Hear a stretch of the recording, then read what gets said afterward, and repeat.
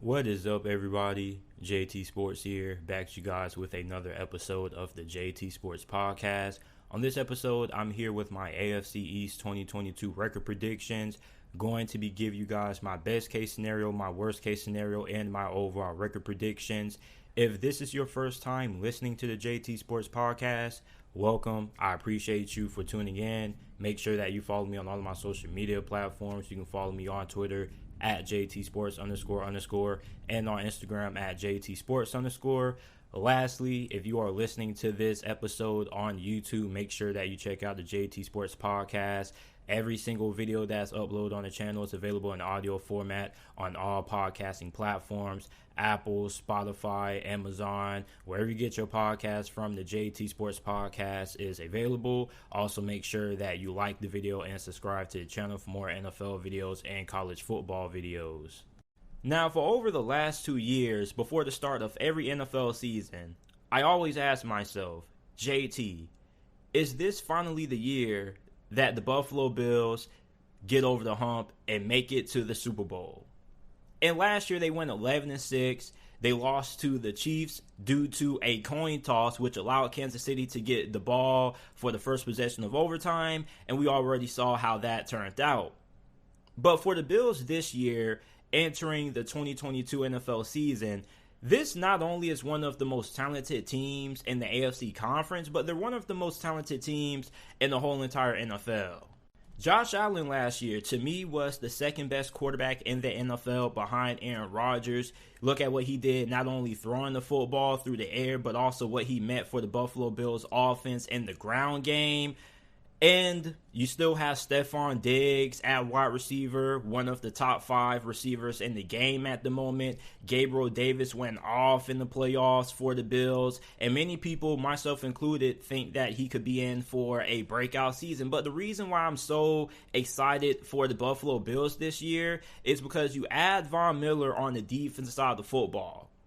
And if Gregory Rousseau ends up breaking out this season, because he had a really phenomenal rookie season, as a matter of fact, Gregory Rousseau probably exceeded everybody's expectations for how he was going to perform in his first year in the NFL. Because when he was coming out of Miami, the narrative about Gregory Rousseau was that he had a lot of potential when you look at his physical attributes and his athletic attributes as well, but he wasn't that polished. Well, we started hearing a lot of reports that Gregory Rousseau was having a really good training camp. He had a pretty good preseason as well, and that carried over into the regular season. And Gregory Rousseau made some really key plays for the Buffalo Bills during certain moments of 2021. So I'm really excited to see what he does going into year 2 alongside of Von Miller. You also have the fact that Ed Oliver also is starting to come around as well. Your linebackers, Matt Milano, Tremaine Edmonds, are still really good. And in the secondary, even though you lost Levi Wallace in free agency, you're going to be replacing him with rookie cornerback Kaiir Elam, who I was also really high on as well. So you pretty much could have 2 number 1 corners. You have Tre'Davious White on one end, and then you have Kaiir Elam on the other end. So my best case scenario for the Buffalo Bills this year is 14-3. And the reason why I have them so high when it comes to their ceiling is because, honestly, when you look at their schedule, they have some really tough games in here, but they also have some pretty easy, winnable games that they should be able to win. But no matter who they play, the Buffalo Bills are going to be favorites in the majority of their matchups, because this team is absolutely loaded on both sides of the football. So it's only right for them to have, one of, if not the best record in the NFL. So the ceiling, I have them at 14-3. The floor is 10-7. And the reason why I have the floor at 10 wins, I know Buffalo fans are probably going to say, JT, the floor should at least be 11. Well, I think that Buffalo could end up falling victim to looking ahead into the playoffs, and maybe they just coast their way through the regular season, and then when the playoffs comes around, they end up elevating their level of play. But the worst case for 10-7 is that, let's say Miami actually is really good. They still do have a really talented roster on paper. Their defense also is pretty stacked. Their offense should improve this year with Mike McDaniel at the helm, at head coach. You bring in Tyreek Hill, you pair him up with Jalen Waddle. Tua should take that next step in his development. So Miami potentially could take a game from you. New England is more than capable of being able to take a game away from you. And New England made a lot of underrated moves this offseason. Not major moves that many people are going to be paying attention to, but they have been chess moves that's going to allow the New England Patriots to have way more speed on the field when they play the Bills this year. So I think that you could end up splitting with both the Dolphins and the Patriots this year. And on top of that, the run game for Buffalo definitely still has to be a huge question. Look at Devin Singletary. I don't think he's a bad running back. I think he's pretty solid. But the reason why, I'm not really all that high on Devin Singletary is because he's not all that consistent. Sometimes he'll have some really good performances, and most times he'll end up just being subpar. Now, you brought in James Cook, who is more going to be a factor in the passing game for you, pretty much another Alvin Kamara, Austin Eckler kind of running back. So I don't really know how big of an impact that he's going to have in the run game for Buffalo this year. So I still think that the Bills are going to still rely heavily on Josh Allen's legs to have a sufficient ground game this year. And then on top of that, the pass rush. Let's say maybe Gregory Rousseau doesn't take that next step in development and he still is the same player that he was last year. That could be a major disappointment. Maybe Father Time finally catches up with Von Miller. But I do think 10-7 is the floor for the Buffalo Bills. My overall record prediction for this team for this season is 12-5. Now, their schedule to start the season off is really, really tough. I mean, you play the Rams Thursday night, Tennessee, on the road against Miami, on the road against Baltimore, back-to-back road trips. Then you have to play Pittsburgh at home. Then you got to go on the road to play Kansas City. I mean, this is a really tough schedule to open up the year. Then off your bye week, you play the Green Bay Packers. So you're pretty much playing 5 or 6 potential playoff teams for this year. And some of those teams, the majority of them, Tennessee, Baltimore, Pittsburgh, Kansas City, and Green Bay, all 5 of those teams were playoff teams in 2021.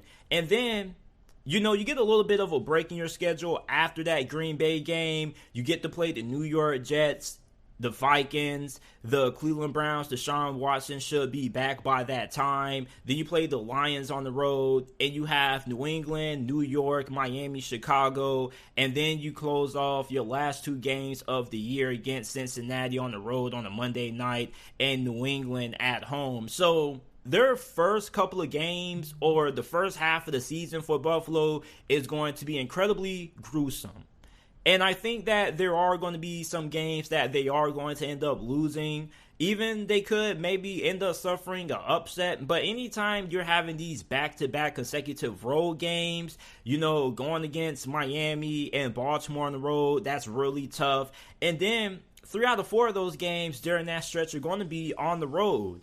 And the only home game that you have during, your first couple of matchups are really going to be against Tennessee and Pittsburgh. So that's a really tough stretch for the Buffalo Bills that they're going to have for the first duration of the season. So I definitely think that, with all of these teams being really good, that there are going to be a good potential of Buffalo taking some bumps in the road really early on. That Rams game could go either way, but Buffalo also could win all of these games because they're just that talented. But 12-5 is my record prediction for the Buffalo Bills. I think this probably could be good enough for them to get the number 1 overall seed in the AFC. I'm not going to confirm that because we still have a long way to go in these predictions. But I think that Buffalo is not only going to be one of the best teams in this conference, but I think that they're going to be one of the best teams in the NFL this year. And I definitely expect them to be in the AFC Conference Championship game this year.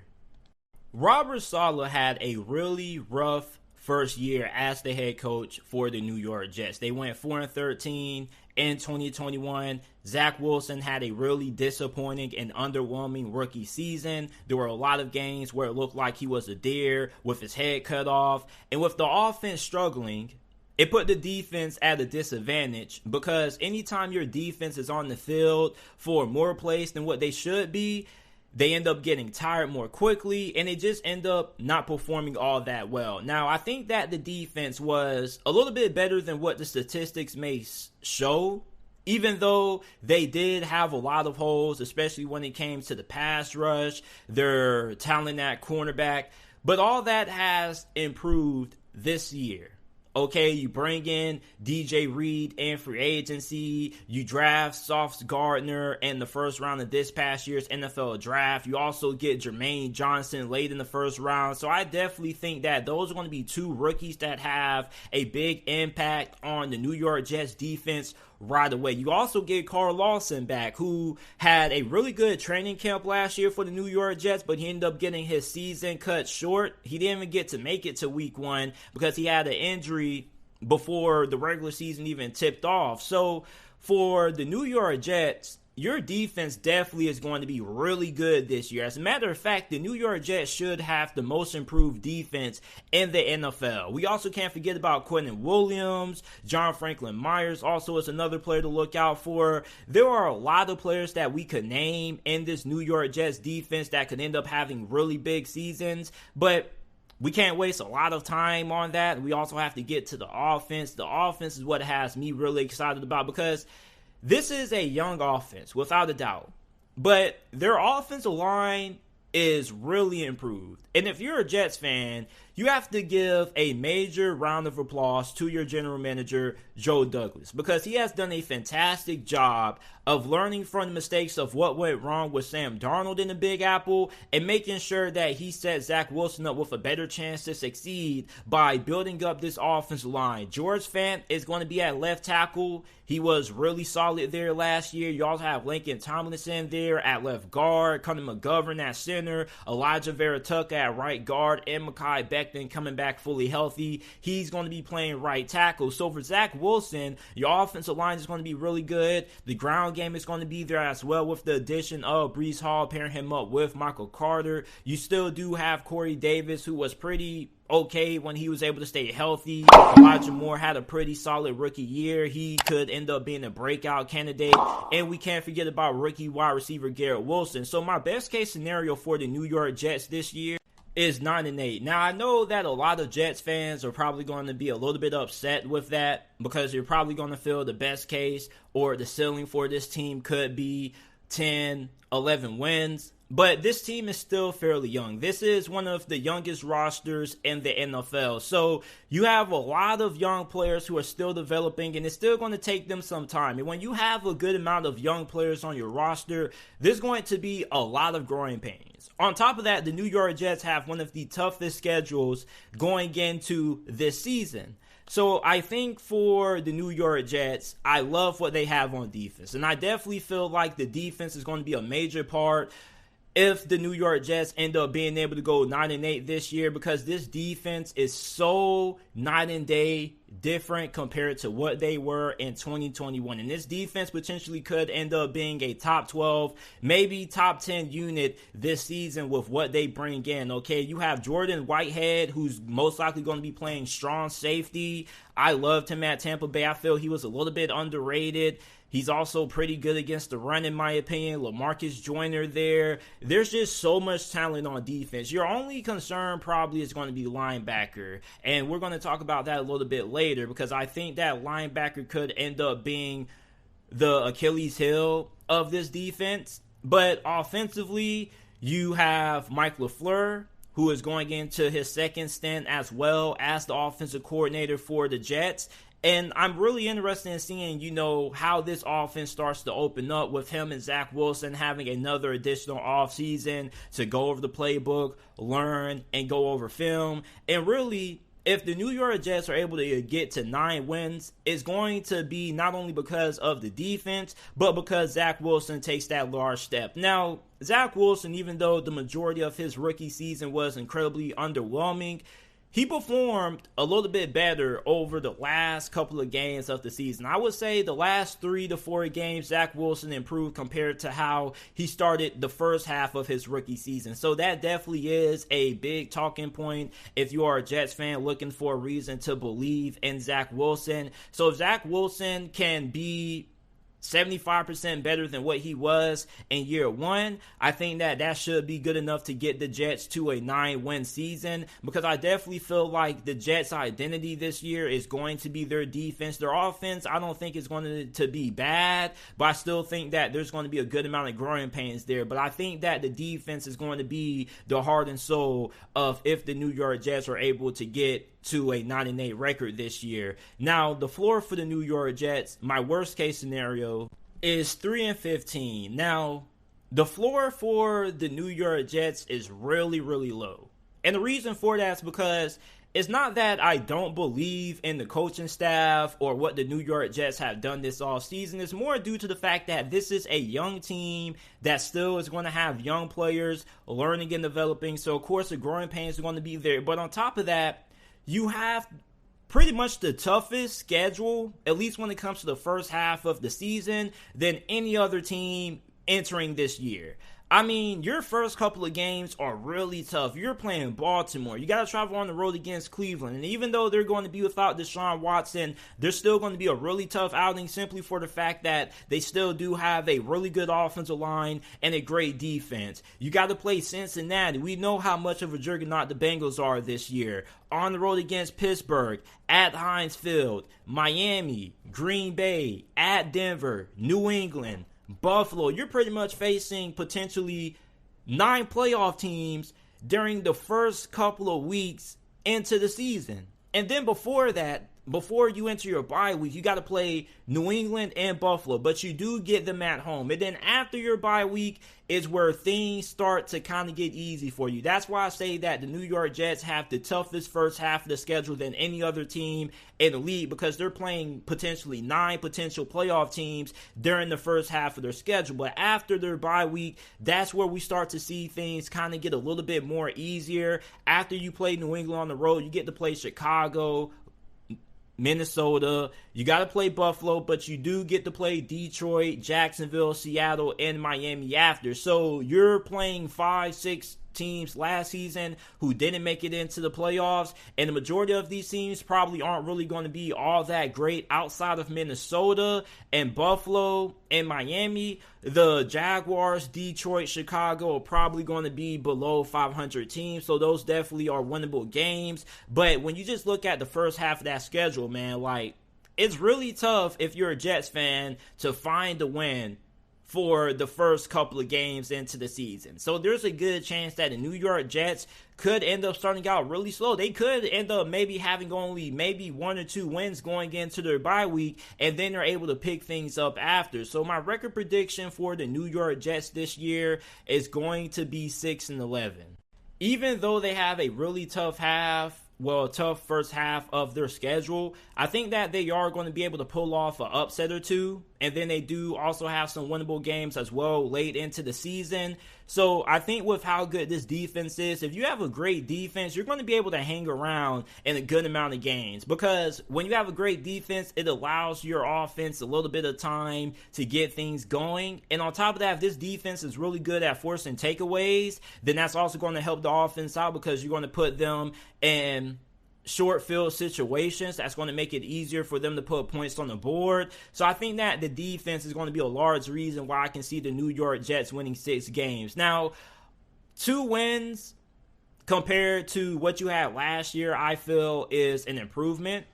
And then I feel that next season is going to be the year that we see the New York Jets really take that next step, potentially not only become a playoff team, but maybe a team that could end up making a deep run in the postseason. But maybe it could happen this year, because we saw Joe Burrow take that next step in his second year last year. He ended up taking Cincinnati to the Super Bowl. I'm not saying that Zach Wilson could end up doing that, because that's something that we rarely see. But I feel like the Jets could have a above average chance of being able to get the 7th seed this year in the AFC. This division is going to be really competitive. The Patriots, the Bills, the Dolphins, all are going to be really good. They're all three are teams that are more than capable of being able to make it into the postseason. So I still think that there's a good chance that the Jets finish in last place in the division. However, I do think that this team is going to be really competitive compared to what they were last year, with how good this defense should be this season and how improved this offense is going to be. It all really depends on Zach Wilson. If Zach Wilson can make things click this year, I think there definitely is a really good shot that they can end up winning 9 games. Last year, the Dolphins went 9-8. They got rid of former head coach Brian Flores, and they're going to be replacing him with new head coach Mike McDaniel, who comes from the 49ers. He's going to be bringing over that West Coast offense. And if you're a Dolphins fan, you're asking yourself heading into this year, can the Dolphins finally break into the postseason? Because for the last 2 years, they have been on the outside looking in. And for Mike McDaniel, is he going to be able to help Tua take that next step up in development? Because last year, I felt like Tua got a lot of undeserved criticism. He had the worst offensive line in the NFL, little to no run game, and one of the worst wide receiving groups in the NFL as well. So the Dolphins this offseason, they improved the offensive line. You bring in left tackle Teron Armstead, who is one of the best left tackles in the NFL. You also sign offensive lineman Connor Williams, who either is going to be playing guard or center. And then you trade for Tyreek Hill, the fastest player in the NFL, and you pair him up with Jalen Waddle, who also happens to be one of the fastest players in the NFL as well. You also have Mike Gesicki, Cedric Wilson. So there are a lot of weapons for Tua to throw the football to in the passing game. On top of that, the run game definitely is going to be improved. You're going to have Chase Edmonds, Sony Michel, Raheem Mostert. Now, I don't know if they're going to have a lead back in this offense. They're probably going to rotate 2, maybe 3 guys into the run game, but you do have a lot of capable running backs who are more than able to give you good production on the ground. Now, the offensive line still is a concern because outside of Teron Armstead and Connor Williams, there's not really anybody on this offensive line at the moment on paper who really gives you a lot of confidence. Now, I think that Miami does have talent on the offensive line. It's just all about trying to find the right spots for these guys, such as Austin Jackson. Me personally, I think Austin Jackson would be better at guard versus him playing tackle, but most likely the Dolphins are probably going to give him a run at right tackle this year and then make some adjustments. Now, the defense, on paper, this is one of the most talented defenses in the NFL. You look at their defensive line. Christian Wilkins was a monster last year. Emmanuel Ogbah, Jalen Phillips, also a really good pass rusher. Jalen Phillips had a pretty solid rookie season. Emmanuel Ogbah probably is one of the more underrated pass rushers in the NFL. Linebacker Jerome Baker. The secondary really is what has me excited because you have Xavier Howard, Byron Jones, one of the best cornerback duos in the league at the moment. Javon Holland had a phenomenal rookie season. So for Miami, they have the talent to get into the playoffs. And honestly, if this team ends up living up to the talent that they have on paper, the best case scenario that I have for Miami is 11-6. Now, I was really close to going with 12-5, but I went with 11-6. This is a team that, although the wide receiving core and the weapons that they have when it comes to the skill position looks really good, you still have to take the fact that the offensive line outside of Connor Williams and Teron Armstead, you still have a good amount of concern there. But you have a really good defense, even though I'm not a big fan of them bringing back defensive coordinator Josh Boyer. However, I do like the fact that on offense, this is going to be an really good passing attack, because I think that putting Tua in a West Coast offense is the best scheme for his skill set. he has a better arm than what a lot of people give him credit for. He may not have one of the best arms in the NFL, such as a Justin Herbert or Josh Allen kind of arm, but he does have enough arm strength to be able to push the football downfield. Now, the West Coast offense is all predicated on the short and intermediate passing game, which is what Tua excels at. So that's why I think that Tua is going to end up popping off this year. And if the NFL had a most improved player award like the NBA does, I think Tua definitely would be my front runner for that award this year. Because when you look at the fact that you have Tyreek Hill and Jalen Waddle, both wide receivers that not only are fast, but they're really good with the ball in their hands. If you just give them a little bit of space, they're a threat to take it to the house every single time they touch the football. Now, for the defense, if Josh Boyer ends up, proving me wrong, he ends up being a good defensive coordinator, then I think that the Dolphins defense should be top 10, maybe enter that top 7 territory if the defensive coordinator is able to be as good as what a lot of Dolphins fans hope that he will be. Now, my worst case scenario for Miami is 6-11. Now, as I mentioned a couple moments earlier, I'm not a big fan of them deciding to bring back defensive coordinator Josh Boyer, simply for the fact that I don't really know how good of a defensive coordinator he is, because last year, there were some people that said that he was the guy who was calling the plays early on into the season when the defense was kind of struggling, and then Brian Flores took over the play calling, and that's when the defense improved. I really don't know what to believe, but I have a lot of skepticism about him as a defensive coordinator. So if he's able to come out and prove to us that he is a really good play caller on the defensive side of the ball, then I think that Miami definitely should be able to get to 11 wins. But I'm not really a big believer in him as a play caller. And it doesn't matter how much talent you have in the NFL, if you don't have good play calling or a coordinator or coach that's able to put the players in the proper situation to succeed, then you're not going to have a lot of success regardless of how talented your team may be on either side of the football. So I have reservations about him. And then also, since this is the worst case scenario, this is pretty much if everything was to go wrong, the offensive line improves, but you still have a lot of weaknesses that still end up hindering the overall performance of the line, such as, you still have questions at guard. Austin Jackson still is a developmental project at the right tackle position. So maybe those guys don't come along in development. Maybe the offensive line continues to struggle, and then that affects, how effective they can be in the run game and in the passing game when it comes to giving to a time to throw the football downfield. So worst case scenario for the Miami Dolphins, I have them at 6-11. Now, my overall record prediction for Miami this year is 8-9. I still think that New England and Buffalo are still better than the Miami Dolphins when it comes to the talent that they have on the interior of the offensive line. New England and Buffalo both have really good offensive lines.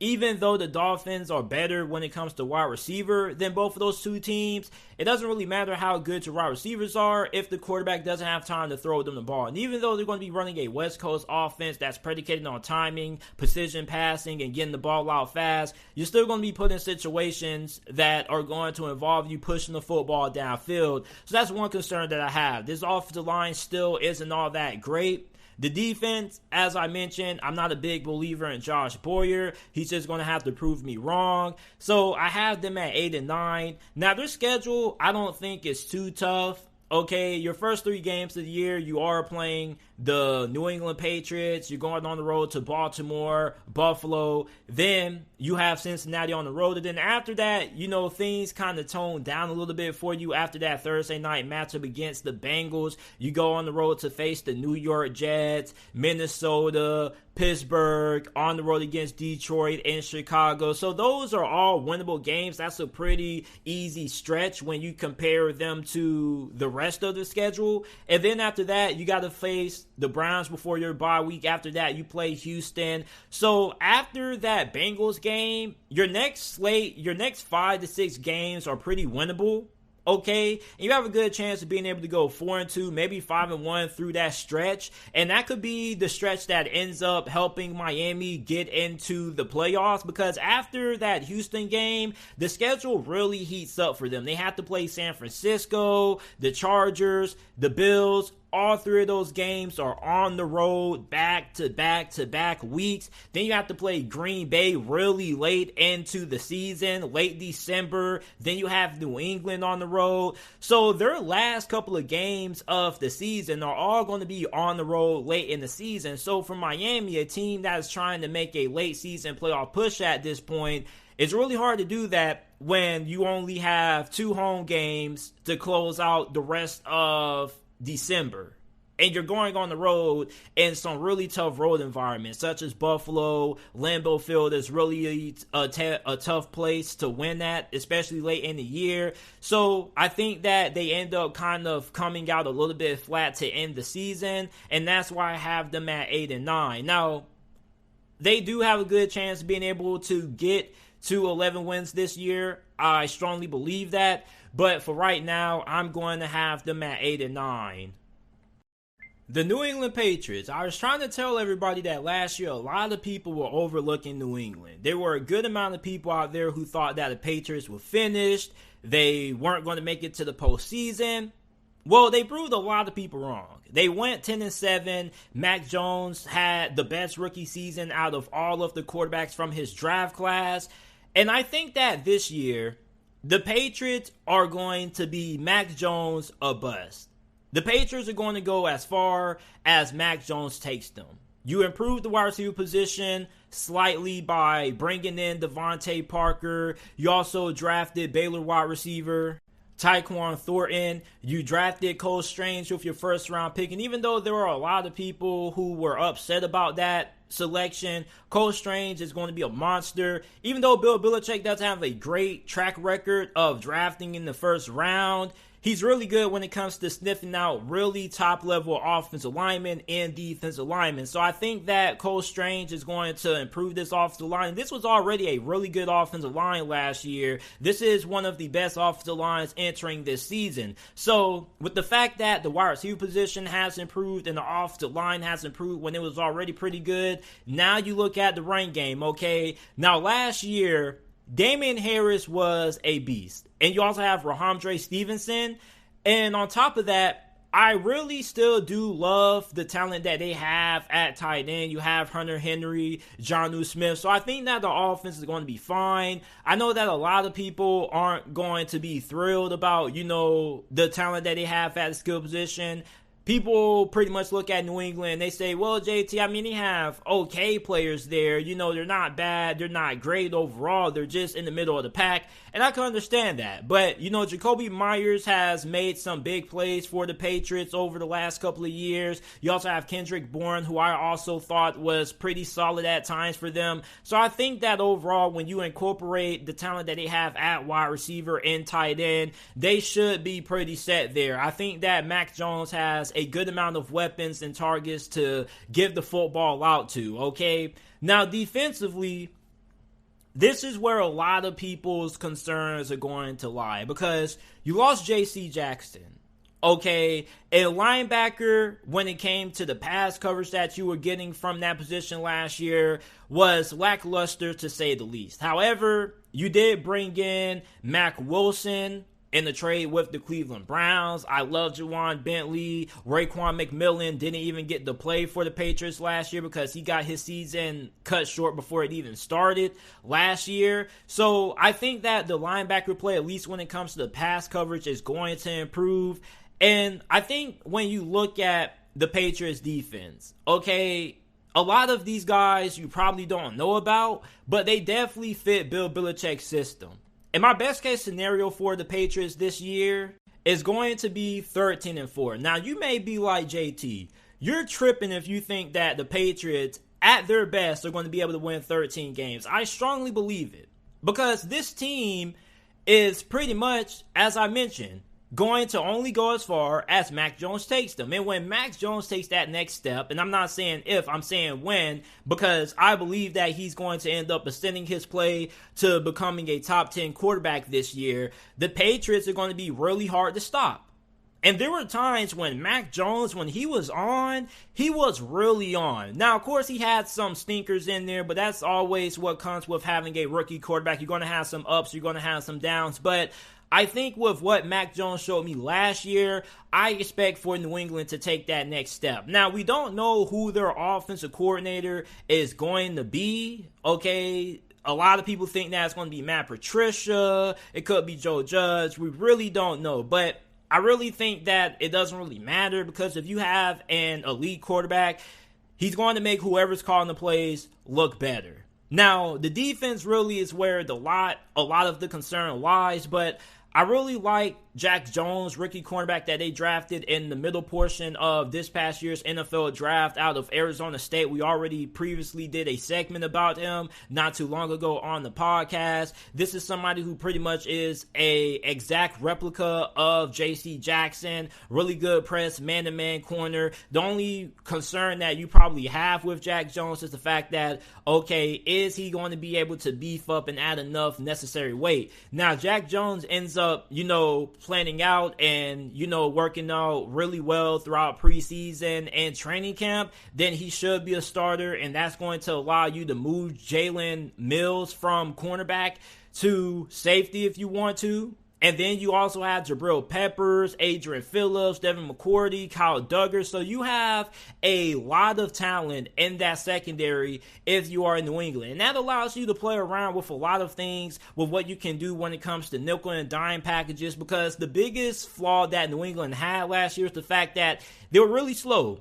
And that was evident when they got destroyed by the Buffalo Bills in the playoffs. They just didn't really have the speed to match it with Buffalo. So now you can add a guy like Jabril Peppers, somebody who was extremely versatile when he was playing at Michigan. And there really hasn't been a team that has really been able to properly utilize his skill set. I think for Bill Belichick, somebody that has been really good with versatile players with Jabril Peppers' skill set, you put him in the box and he's going to do wonders. So I think Jabril Peppers is going to end up playing a little bit of linebacker this season. I also want to see what they're going to do with Adrian Phillips. I'm really just interested in seeing how they're just going to utilize all of the safeties that they have on this team, because I think that the Patriots defense can be fairly unique. And one thing about Bill Belichick is that he's always been able to adapt.